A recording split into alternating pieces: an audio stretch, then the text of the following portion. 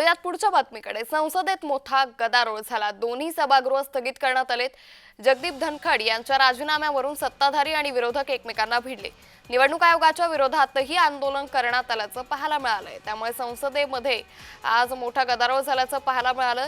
धनखड यांच्या अचानक दिलेल्या राजीनाम्यावरून सत्ताधारी आणि विरोधक एकमेकांना भिडल्याचं दिसून आलेलं आहे। त्यामुळे एकंदरीतच उपराष्ट्रपती जगदीप धनखड यांनी अचानक आपल्या तब्येतीचं कारण देत राजीनामा दिला।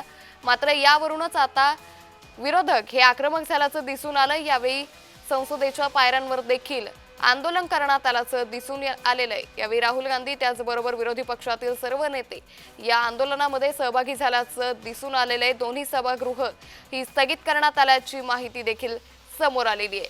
उपराष्ट्रपती जगदीप धनखड यांच्या राजीनाम्यावरून सत्ताधारी आणि विरोधक एकमेकांना भिडल्याचं दिसून आलंय। निवडणूक आयोगाच्या विरोधातही यावेळी जोरदार आंदोलन करण्यात आलेलं आहे। तर संसदेमध्ये गदारोळ झाला आणि दोन्ही सभागृह हे स्थगित करण्यात आलेले आहेत। उपराष्ट्रपती जगदीप धनखड यांनी आपल्या तब्येतीच्या कारणावरून राजीनामा दिला।